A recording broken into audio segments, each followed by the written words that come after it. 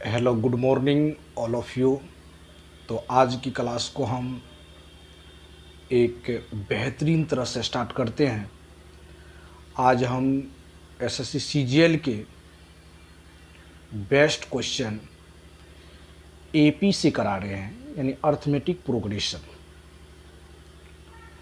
तो हम आज एसएससी सीजीएल 2023 के क्वेश्चन कराएंगे, जो एपी से क्वेश्चन है। जो क्वेश्चन आपके स्क्रीन पर ये रहा।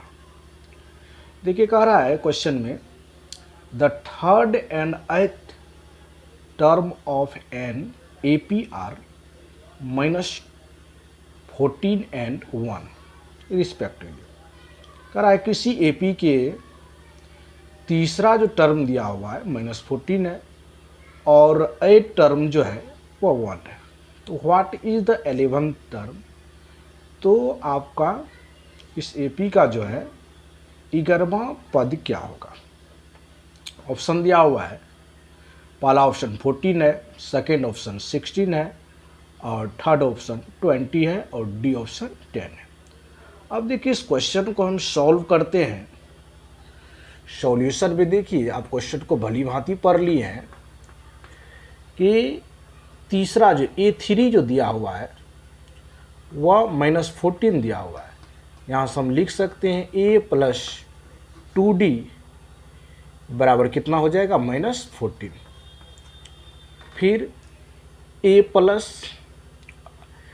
अब देखिए ऊपर में तीसरा और आठवां है। आठवें टर्म को कैसे लिख सकते हैं, A + 7D बराबर दिया है 1। इक्वेशन को हल कर दीजिए।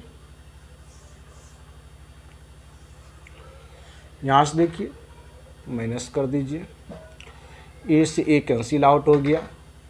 यहाँ से -5D = -15 हो गया।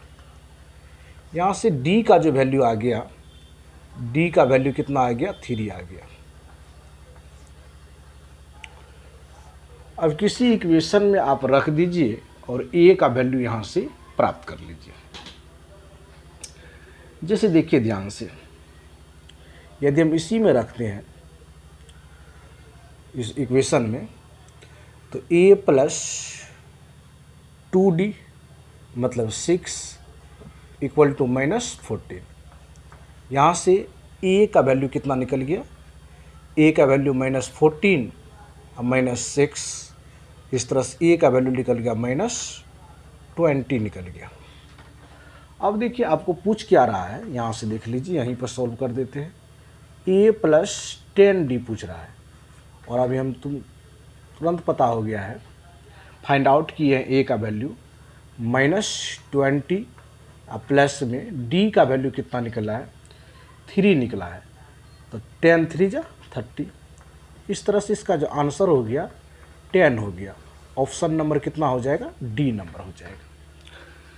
तो ये एपी के सवाल है और ये बेहतरीन क्वेश्चन थी, बहुत इजी क्वेश्चन है अर्थमेटिक प्रोग्रेशन का, जिसमें तीसरा और आठवां टर्म दिया हुआ है।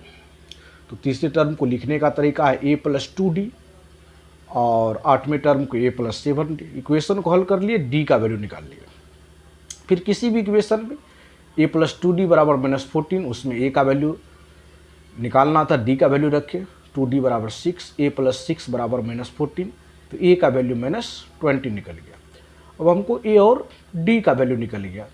इसी के हेल्प से हम क्या करेंगे, 11 टर्म का वैल्यू ज्ञात करेंगे। A + 10D, A का वैल्यू है कितना, -20 प्लस D का वैल्यू है 3, तो 10 3 जा 30, तो -20 में से +30 घटाएंगे।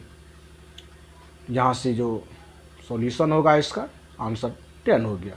इस तरह से ऑप्शन जो है आपका डी ऑप्शन इस क्वेश्चन का सही आंसर होगा।